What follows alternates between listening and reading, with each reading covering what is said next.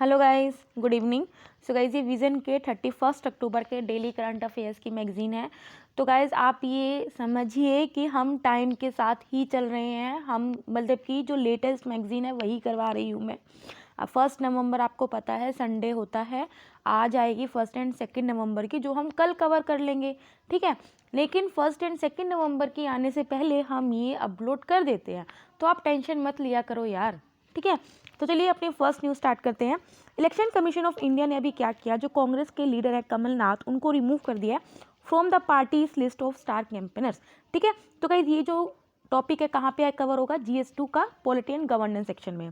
तो गाइस, इसको ऐसा क्यों किया, इलेक्शन कमीशन ऑफ इंडिया ने इस लीडर कमलनाथ को क्यों रिमूव किया है। देखो, रीज़न यही है कि वो क्या कर रहे थे, जो मॉडल कोड ऑफ कंडक्ट की जो गाइडलाइंस होती हैं उसको बार बार रिपीटेडली क्या कर रहे थे, वायलेट कर रहे थे। अभी जैसे मध्य प्रदेश में जो पोल्स हुए उसमें भी क्या इन्होंने काफ़ी बार वायलेट किया।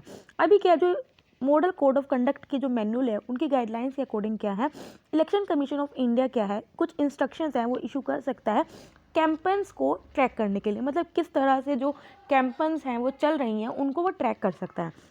जो स्टार कैंपेनर्स होते हैं ये पॉलिटिकल पार्टीज़ के द्वारा नॉमिनेट किया जाता है कि किस कॉन्स्टिट्यूएंसी में उनको स्टार कैंपेनर्स करने हैं, ठीक है। तो गाइस, ये आपको पता होना चाहिए, ये पॉलिटिकल पार्टीज नॉमिनेट करते हैं, कैंडिडेट नहीं करता है, ठीक है। अभी क्या है, ये आपको पता होना चाहिए। देखो गाइस, जो भी पॉलिटिकल पार्टी कितने स्टार कैंपेनर्स कर रही हैं उसकी लिस्ट क्या है, उन्हें सबमिट करनी होती है कहाँ पे, चीफ इलेक्टोरल ऑफिसर या फिर इलेक्शन कमीशन ऑफ इंडिया, उसको विदिन 7 डेज क्या है सबमिट करनी पड़ती है। लेकिन अभी कोरोना काल चल रहा है तो उन्होंने क्या कर दिया, इस सबमिशन की डेट को एक्सटेंड कर दिया, कितना, 7 डेज से 10 डेज कर दिया है, ठीक है। ये रूल किसके अंडर है, ये रूल किसके अंडर है, under section 77 close 1 of representation of people act 1951 के अंडर। देखो, इसके अंदर ये आपको पता होना चाहिए, बहुत इंपॉर्टेंट लाइन है, जो रिकॉग्नाइज पॉलिटिकल पार्टीज हैं उसको अलाउड है कि वो 40 स्टार कैंपेनर्स कर सकती है, जबकि जो अनरिकॉग्नाइज पॉलिटिकल पार्टीज है, लेकिन देखो रजिस्टर्ड जो सभी होती हैं उनको ओनली 20 स्टार कैंपेनर्स ही कर सकते हैं, ठीक है। जो भी एक्सपेंडिचर इसके होता है, जो आप स्टार कैंपेनर्स में जो एक्सपेंस करते हो उसको आप काउंट नहीं करते किस में, इलेक्शन एक्सपेंडिचर में। तो ये भी आपको पता होना चाहिए कि जो भी एक्सपेंस होता है किस पे, स्टार कैंपेनर्स पे, that are not included in the election expenditure of a candidate. लेकिन इसके लिए भी एक कंडीशन है। देखो, स्टार कैंपेनर होता क्या है कि आप किसी सेलिब्रिटी को लेके आ जाओ कि आप मेरे मतलब कि पॉलिटिकल पार्टी को क्या करो, प्रमोट कर सको ताकि मैं इलेक्शन जीत सकूं, ठीक है।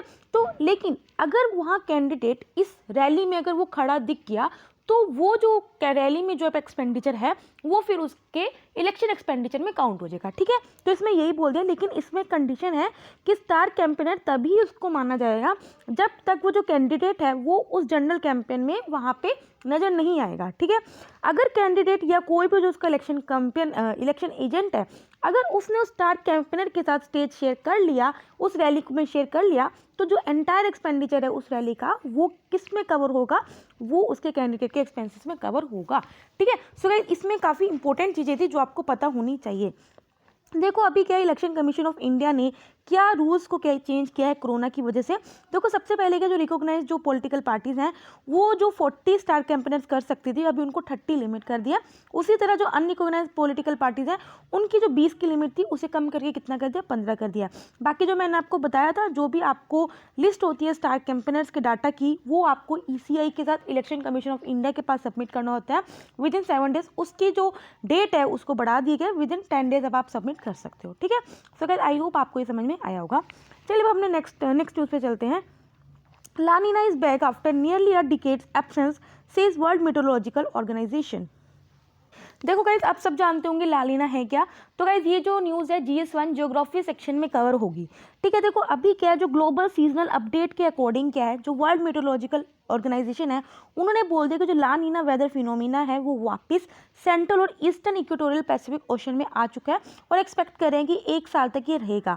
देखो, इसके अंदर क्या है, देखो जब ला नीना आता है, ये पहली बार जो मतलब कि हमारा जो एल नीनो होता है उसका अपोजिट होता है।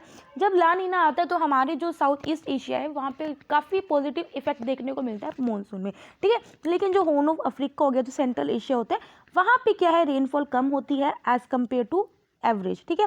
इसके अलावा जो साउथ ईस्ट एशिया या कुछ पैसिफिक आइलैंड्स है नॉर्दर्न रीजन के और क्या साउथ अमेरिका के, वहाँ भी क्या है हाई रेनफॉल देखने को मिलती है, अबव एवरेज रेनफॉल वहाँ देखने को मिलती है। देखो ला नीना में आपको पता ही होना चाहिए जो सी सरफेस जो टेम्परेचर होता है सेंट्रल और ईस्टर्न इक्वेटोरियल पैसिफिक एशियन में वहाँ पे क्या थोड़ा कूल हो जाता है, या फिर due to the changes in tropical atmosphere circulation namely winds की वजह से, प्रेशर या रेनफॉल की वजह से, ठीक है। देखो इस पैसिफिक ओशन, देखो ला नीना में होता क्या है, जैसे पैसिफिक ओशन की वेस्टर्न साइड ईस्टर्न साइड होती है, तो इसके अंदर क्या होता है जो ईस्टर्न साइड में जो टेम्परेचर होता है वो कूल हो जाता है, मतलब कि और कम हो जाता है, जिसकी वजह से क्या होता है अपवेलिंग होती है। अपवेलिंग का मतलब क्या होता है, अपवेलिंग में क्या होता है जो न्यूट्रिएंट्स होते हैं ना वो सरफेस पे आते हैं नीचे से, ठीक है। इससे क्या होता है काफ़ी पॉजिटिव इंपैक्ट पड़ता है उस कोस्ट पे, ठीक है। ला नीना किसकी वजह से होती है, due to buildup of cooler than normal water, ठीक है। मैंने आपको ऊपर बताया जो नॉर्मल वाटर होता है उससे जो टेम्परेचर होता है वो थोड़ा कूल हो जाता है in eastern Pacific due to the upwelling की वजह से। अपवेलिंग में क्या होता है जो कोल्ड न्यूट्रिएंट रिच वाटर है वो जो ओशन के बॉटम में होता है वो सरफेस पे लाया जाता है due to the atmospheric effect जैसे कोरलिस फोर्स या विंड की वजह से, ठीक है। लॉ नीना क्या होता है, यूजुअली अपोजिट इंपैक्ट होता है लॉ नीना एल नीनो के, ये मैं आपको ऑलरेडी बता चुकी हूँ। Characterised by unusual warm ocean temperature equatorial region of Pacific Ocean causing the suppressed monsoon, ठीक है। जो कि ला नीना की वजह से क्या है कुछ मानसून कहीं इलाकों में कम देखने को मिलेगा, लेकिन जैसे साउथ ईस्ट एशिया हमारे लिए क्या है फेवरेबल होता है, ठीक है। ला नीना या एल नीनो क्या होते हैं, टू फेसेस होते हैं, एंसो के ये आपको पता ही होगा, एल नीनो साउथर्न ऑसिलेशन, अगर आपने क्या है मानसून बहुत अच्छे से पढ़ा, एंसो में क्या होते हैं सीरीज ऑफ इवेंट्स होते हैं La Nina and El Nina के, ठीक है, which is the series of linked weather and ocean related phenomena, ठीक है। सो गाइस आई होप आपको समझ में आया होगा। नेक्स्ट न्यूज़ में पढ़ते हैं हम अपनी ministry of labour and employment releases the draft industrial region course 2020 rules, ठीक हो गाइज, ये हमने काफ़ी बार पढ़ चुके हैं। अगेन गाइज ये जो न्यूज़ है हमारी किस में कवर होगी, GS3 इकोनॉमिक सेक्शन में। रिसेंटली क्या पार्लियामेंट ने 4 लेबर कोड्स पास किए थे, आपको पता है, code on wages, code on industrial relations, code on social security and occupational safety and health and working condition, इन चारों को पास किया था। अभी क्या है इंडस्ट्रियल रिलेशन कोड 2020 को जिसको पास किया गया था, इसके अंदर हमने क्या किया था कुछ जो लॉज हैं उनको अमेंड किया था, या फिर जो डिफरेंट लॉज थे उनको हमने सबसम किया था, जैसे ट्रेड यूनियन से रिलेटेड हो गया, condition of employment in industrial establishment हो गया, investigation and settlement of industrial dispute, इन सबके जो डिफरेंट रूल्स होते थे हमने इसको क्या कर दिया कंसोलिडेट कर दिया, सबसम कर दिया। अभी क्या है जो ड्राफ्ट IRC रूल्स में इसमें अंडर हम क्या करेंगे, देखो अभी क्या होता है सपोज करो कोई फैक्ट्री है या कोई भी मतलब कि ऑर्गेनाइजेशन है जिसको शट डाउन होना है या ले ऑफ होना है, तो guys retrench lay off shut क्या होता है जिसमें डिफरेंस बता देती हूँ। शट डाउन का मतलब आप समझते हो कि परमानेंट क्या कर रही हूँ मैं, अपना जो ऑर्गेनाइजेशन है जो मेरी फैक्ट्री है उसको मैं बंद कर रही हूँ। ले ऑफ का मतलब क्या होता है कि अगर मैं टेम्परेरी या परमानेंट वे में क्या कर रही हूँ वर्कर्स को निकाल रही हूँ, ठीक है।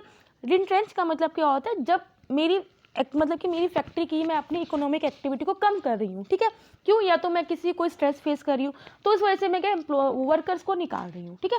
तो ये 3 इसमें होता है। अब इसके अंडर क्या है, अब कोई भी कंपनी अगर उसको ले ऑफ होना हो, रिट्रेंच होना हो या शट करना हो अपने बिजनेस को, तो क्या टाइम बाउंड मैनर में क्या परमिशन ले सकते हैं, उसके सब क्या है इसमें रूल्स और गाइडलाइंस इन्होंने फ्रेम किया। देखो ड्राफ्ट रूल्स में क्या है, सबसे पहले देखो जिस एस्टेब्लिशमेंट जो ऑर्गेनाइजेशन है जिसके अंदर 300 वर्कर्स हैं, तो उस अगर उस कंपनी को शट डाउन होना है या रिट्रेंचमेंट या ले ऑफ होना है तो सबसे पहले उसको परमिशन लेनी पड़ेगी कहाँ से, सेंटर में 15 दिन एडवांस में अगर in case of lay off, 60 days in case of retrenchment and 90 days in advance in case of closure, ठीक है। गवर्नमेंट ने क्या किया है, अगर कुछ इन्फॉर्मेशन हम एम्प्लॉयर से लेते हैं उस इन्फॉर्मेशन को कम किया at the time of retrenchment या ले ऑफ। प्रोपोजेस में ये भी बोला सपोज करो किसी वर्कर को आपने निकाला है, अपने इंडस्ट्री से निकाला है, तो उनको रीस्किलिंग फंड दिए जाएंगे। रीस्किलिंग फंड में क्या होता है 2 महीने के लिए, जिस दिन आपको सपोज करो आज आपकी फैक्ट्री से आपको निकाल दिया, उसके विद इन 2 मंथ्स किया आपको रीस्किलिंग मतलब कि आपको स्किल्स प्रोवाइड की जाएंगी और आपको साथ में क्या रीस्किलिंग फंड आपके अकाउंट में आएगा इलेक्ट्रॉनिकली, ठीक है। इसके अलावा कोई भी जो एप्लीकेशन है all application related to notice for strike, lockout, permission for retrenchment, lay off, closure, consultation, tribunal, जितने भी टाइप ऑफ एप्लीकेशंस हैं उसको आप इलेक्ट्रॉनिकली सबमिट करना है। इसके अलावा क्या करना है, जो स्टेट गवर्नमेंट है वही सब रूल्स फाइनलाइज करेगी, किस हिसाब से अगर कोई पॉलिटिकल कंट्रीब्यूशन आ रही है वो किस तरह से वो फैक्ट्री या वो ऑर्गेनाइजेशन क्या कर सकता है यूज़ कर सकता है, या किस तरह से किसी तरह का फंड है वो को यूटिलाइज कर सकता है, ये सब के जो रूल्स है वो क्या करेगी स्टेट गवर्नमेंट क्या करेगी फाइनलाइज करेगी, ठीक है। सो गाइस आई होप आपको समझ में आया होगा। एक second, green signal for translocating the corals off the coast of Mumbai. So guys ये जो न्यूज़ है हमारी GS3 एनवायरनमेंट सेक्शन में कवर होगी। तो गाइस अभी क्या है, जो मुंबई की कोस्ट लाइन में मतलब कि छोटे छोटे अभी कॉलोनीज आती हैं कोरल्स की, उनको हम क्या करेंगे, ट्रांसलोकेट करेंगे, मतलब किसी और जगह पे उसको क्या करेंगे, लोकेट करेंगे, ताकि हम जो कोस्टल रोड प्रोजेक्ट है उसको हम इम्प्लीमेंट कर सकें। तो गाइस किसी कोरल को ट्रांसलोकेट करना उसके इनिशियल स्टेज पे, नेसेंट स्टेज का मतलब क्या होता है, उसके इनिशियल स्टेज पे ट्रांसलोकेट करना है along the Indian coastline. इसमें क्या होता है, देखो अभी क्या है, कुछ वेरियस पायलट प्रोजेक्ट चल रहे हैं। पायलट प्रोजेक्ट्स का मतलब क्या है, स्मॉल स्केल पे कुछ प्रोजेक्ट्स चल रहे हैं। इसके अंदर हम क्या करेंगे, जो कहते हम क्या करेंगे, कोरल्स को कल्टीवेट करेंगे। अब वो किस तरह से हम कोरल्स को कल्टीवेट करेंगे, सपोज कोरल डिफरेंट जगह क्या है, फ्रेगमेंटेड है कोरल्स, मतलब कहीं इस तरह है, कहीं पे इस थोड़े थोड़े हैं। तो जो फ्रेगमेंटेड कोर्नर्स हैं हम उनको एक साथ लेके आएंगे, हम उनको क्या करेंगे, अटैच कर देंगे, किसके थ्रू, नाइलॉन थ्रेड्स के थ्रू, और उसके बाद हम क्या करेंगे, ओशन बेड्स पे छोड़ देंगे उनके फेवरेबल एनवायरनमेंट में, और फिर उनको ग्रोथ के लिए हम छोड़ देंगे। इसके अलावा क्या है, कोरल रीफ्स आपको पता होना चाहिए होती क्या है। देखो जो कोरल रीफ्स होते हैं, they are large colonies of invertebrate tiny soft bodied animal होते हैं, इसको कोरल पॉलिप्स भी बोलते हैं। तो इसमें क्या होते हैं, मेनली जो एल्गा या फिर जो फंजाई है या फिर जो अलगी और बैक्टीरिया हैं, वो सिम्बायोटिक रिलेशनशिप में रहते हैं। सिम्बायोटिक रिलेशनशिप का मतलब क्या है, इसमें जो दो ऑर्गेनिज्म होते हैं वो दोनों आपस में क्या होते हैं, बेनिफिटेड होते हैं, मोस्टली म्यूचुअल रहते हैं, ठीक है। कोरल पॉलिप्स में क्या होता है, जो लाइक एल्गा है, एल्गा क्या करती है, उसको खाना बना के देती है, जबकि जो बैक्टीरिया होता है वो क्या करता है, उसको प्रोटेक्ट करता है, ठीक है।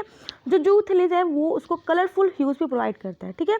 जो कोरल रीफ्स होते हैं, they are the most biodiverse and productive ecosystem होता है। एक नेचुरल बैरियर्स एक्ट करता है शोर लाइन में, जैसे आपके मैंग्रोव्स होते हैं, ये आपको डैमेज से प्रोटेक्ट करते हैं फ्रॉम स्टॉर्म्स, ह्यूरिकेन्स या फिर साइक्लोन। इंडिया में जो कोरल रीफ्स कहाँ पाए जाते हैं, तो ये आपको पता होना चाहिए, हम काफ़ी बार डिस्कस भी कर चुके हैं। Gulf of Kutch, gulf of Mannar, Andaman and Nicobar, Lakshadweep island और महाराष्ट्र के मालवन में भी, ठीक है। अभी क्या क्या मेजर्स लिए गए हैं हमने ताकि हम कोरल रीफ्स को प्रोटेक्ट कर सके।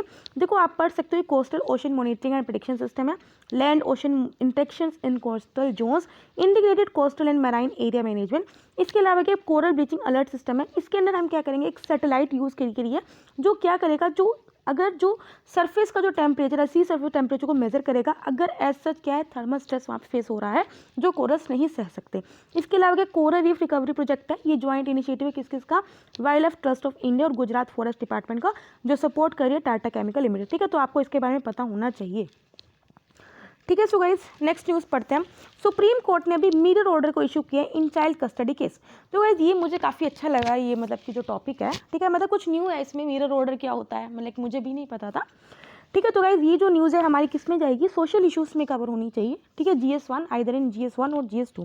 देखो अभी क्या है, एक पेटिशन फाइल हुई थी which is related to the custody of child. अब उस चाइल्ड की इस तरह की कस्टडी थी कि जो उसके फादर हैं उस चाइल्ड के, वो तो केनियन है, जबकि जो मदर है इंडियन है। तो ऐसा केस क्या है, सुप्रीम कोर्ट में उसकी पेटिशन फाइल हुई थी। तो सुप्रीम कोर्ट ने फाइनल जो जजमेंट दी, उन्होंने ये बोला कि इस बच्चे की जो कस्टडी है वो फादर को जाती है, लेकिन साथ में ये बोलने को किया है कि जो केनिया का जो कोर्ट है उसको मिरर ऑर्डर अभी पास करना पड़ेगा। देखो मिरर ऑर्डर के अंदर क्या होता है, सपोज करो अब जो इंडिया के कोर्ट ने क्या है जजमेंट दे दी, मिरर ऑर्डर में क्या होएगा, अब केनिया का जो कोर्ट क्या करेगा, जो इंडिया की जो जजमेंट है बस उसको सपोर्ट कर दे, फेवर कर दे। अगर उसने फेवर कर दिया तो इसका मतलब क्या है, वो जो फाइनल हो जाएगी, वो जजमेंट फाइनल हो जाएगी, ठीक है। मिरर ऑर्डर क्या होता है, इट इज एनसीसली एक नेचर में होता है। ये करता है जो भी कोर्ट ने ऑर्डर पास किया उसको सपोर्ट करता है, which has exercise primary jurisdiction over the custody of a child. जिन्होंने प्राइमरी अपनी क्या किया, जजमेंट पास करी है, उसको सपोर्ट करता है, ठीक है। इसको हम इसलिए पास करवाते हैं उस कंट्री से ताकि हम ये इंश्योर कर सकें कि जिस चाइल्ड को, सपोज करो वो ओरिजिनली इंडिया में रह रहा था, अब हम उसको केन्या में शिफ्ट कर रहे हैं, तो वहाँ पे वो प्रॉपर फैसिलिटीज़ होनी चाहिए जो एक चाइल्ड को चाहिए, ठीक है। It is pass to ensure that the courts of a country where the child is being shifted are aware of the arrangement which were made in the country where he had originally been resigned. इसको हम इसलिए करते हैं ताकि जो minor child है उसके interest को हम सेफगार्ड कर सकें, and to ensure that both parents are equally bound in the east. अब मिरर ऑर्डर्स क्या है, मिरर जो ऑर्डर्स होते हैं इनका प्लेस अलग है, प्रोमिनेंट प्लेस है, इंपॉर्टेंट प्लेस है हमारे मतलब कि इंटरनेशनल रिलेशंस में। लेकिन जो Hague Convention of civil aspects on international child abduction 1980 है, इसके अंडर किया है, मिरर ऑर्डर का कोई भी वो नहीं है, मतलब कि प्लेस नहीं है, ठीक है। अब ये जो हेग कन्वेंशन है आपको पता ही है, चाइल्ड को प्रोटेक्ट करता है from harmful effect of abduction. अगर कोई सेल एंड परचेज होता है बच्चों को, उनसे मतलब क्या करता है, प्रिवेंट करता है across international boundaries by providing a procedure to bring about their prompt return. अभी आपको ये पता होना चाहिए हेग कन्वेंशन का इंडिया और केन्या दोनों की सिग्नेटरी नहीं है। नेक्स्ट अब चलते हैं हम अपनी छोटी छोटी न्यूज़ पे। अभी क्या जो यूरोपियन कमीशन है और हमारा Indian council of social science research है, उन्होंने एक न्यू पैक्ट साइन किया है।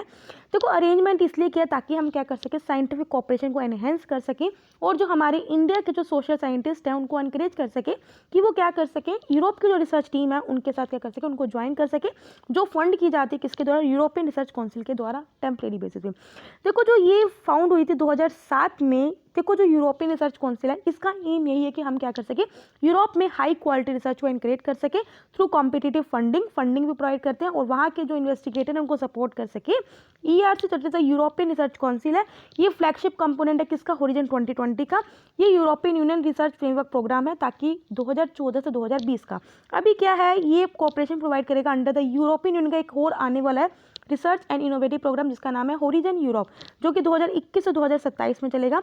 होरिजन यूरोप क्या है, 100 बिलियन यूरो का रिसर्च एंड इनोवेटिव प्रोग्राम है जिसमें हम क्या कर सकें, होरिजन 2020 को सक्सीड करवाएंगे। पब्लिक अफेयर इंडेक्स 2020 है क्या? देखो गाइस, पब्लिक अफेयर इंडेक्स इसमें क्या होता है, मेनली हम स्टेट्स और यूटीज़ को रैंक करते हैं कि वहाँ पे गवर्नेंस का लेवल क्या है। ठीक है, इसको डेवलप कौन करता है, नॉट फॉर प्रॉफिट ऑर्गेनाइजेशन है, that is the public affair centre, उसको डेवलप करता है। गवर्नेंस परफॉर्मेंस को हम क्या करते हैं, मतलब कि एनालाइज करते हैं in way of sustainable development and defined by 3 pillars of equity, growth, sustainability. मतलब कि डिफरेंट स्टेट में इक्विटी है या नहीं, ग्रोथ है या नहीं, सस्टेनेबिलिटी है या नहीं, इन 3 चीज़ों पे हम क्या करते हैं, उस स्टेट को क्या करते हैं, रैंक करते हैं। लार्जेस्ट स्टेट कैटेगरी में देखा जाए केरला, तमिलनाडु, आंध्र प्रदेश, ये टॉप स्टेट है। बाकी जो यूपी, ओडिशा और बिहार ये बॉटम से हैं। स्मॉल स्टेट कैटेगरी में गोवा ने टॉप किया, बाकी Manipur rank lost, Chandigarh emerge at the top in the category of union territories. New ways code bars bonus for those facing 6 abuse charges. देखो गाइस, ये न्यूज़ में क्यों है, देखो अभी क्या जो कोड ऑन वेजेस हैं इसके अंदर क्या है, कुछ न्यू गाइडलाइंस रखी गई हैं जिसके अंदर हम क्या करते हैं, जो एम्प्लॉयज़ हैं उनको जो एनुअल बोनस होता है वो हम देते हैं। अभी जो न्यू कोड है उसमें ये बोला है, अगर कोई एम्प्लॉय ऐसा है जिस पर सेक्सुअल हरेसमेंट का मतलब आरोप लगा हुआ है तो उसको आप वो बोनस देने से मना कर सकते हैं। अभी जो लेकिन प्रेजेंट में जो लॉ था, एक्सटेंट लॉ का मतलब क्या होता है, जो प्रेजेंट में जो लॉ था वो एनुअल ड्यूज सिर्फ किस वजह से नहीं देते थे हम एम्प्लॉयज़ को, अगर एम्प्लॉय को डिसमिस किया for fraud, violent conduct and the theft और सेप्टर। मतलब कि अगर एम्प्लॉय इन सब में एंगेज था तो हम उनको एनुअल बोनस नहीं देते थे। लेकिन ये कहीं पे भी क्या है, जो सेक्सुअल हरेसमेंट को है उसको इंक्लूड नहीं किया था, लेकिन अब हमने क्या कर दिया, सेक्सुअल हरेसमेंट को भी ऐड कर दिया है। Doing business in the report, India report, ठीक है, तो कहते हैं आपको थोड़ा ध्यान रखना है, ईज ऑफ डूइंग बिजनेस अलग रिपोर्ट है, डूइंग बिजनेस इन इंडिया ये रिपोर्ट अलग है। इसको रिसेंटली रिलीज किया गया किसके द्वारा, यूके इंडिया बिजनेस काउंसिल के द्वारा। जो यूके इंडिया बिजनेस काउंसिल है नॉन प्रॉफिट ऑर्गेनाइजेशन है, ताकि हम क्या कर सकें, यूके और इंडिया में जो ट्रेड और बिजनेस है उसको बूस्ट कर सके। अभी रिपोर्ट के अकॉर्डिंग क्या है, जो यूके के जो एंटरप्रेन्योर्स हैं वो 66% जो यूके के एंटरप्रेन्योर्स हैं वो मानते हैं कि जो इंडिया का जो बिजनेस एनवायरनमेंट है वो इम्प्रूव हो रहा है। इसके अलावा क्या है, जो वहाँ के जो यूके के जो एंटरप्रेन्योर्स काफ़ी जो इश्यूज जो फेस करते हैं, वो मेन 4 इश्यूज हैं जो फेस करते हैं, जैसे foreign exchange regulation, GST process issues, high import तारीफ, लैक ऑफ अलाइनमेंट। तो ये सब क्या है जो इश्यूज हैं वो फेस कर रहे हैं। इसके अलावा क्या कुछ सुजेशन दिए ताकि हम जिसमें हम रिफॉर्म ला सकें, जैसे improving bureaucratic processes, increasing regulatory certainty, simplification of GST etcetera. ठीक है, जो प्रॉब्लम है उसी को रिफॉर्म करना है। ठीक है, सिंपल यही है। अभी क्या एयर इंडिया डिसइन्वेस्टमेंट, देखो आपको पता ही है अभी एयर इंडिया को डिसइन्वेस्टमेंट करने की बात हो रही है। तो इसके अंदर क्या है, अभी गवर्नमेंट के, देखो पहले हम ये पढ़ लेते हैं, एयरलाइन जो एयर इंडिया है इसका अगर हम देखा जाए टोटल डेप्ट कितना है, it is more than 69,000 crore. अगर इसको रिस्ट्रक्चर हमें करना पड़ेगा, अगर हमको क्या करना पड़ेगा, बिडर्स का मतलब क्या है, जो इंस्टीट्यूशंस या जो ऑर्गेनाइजेशंस हैं जो उसको खरीदने में इंटरेस्टेड है, आपको अगर आपको उनको अट्रैक्ट करना है तो आपको रिस्ट्रक्चर करना पड़ेगा।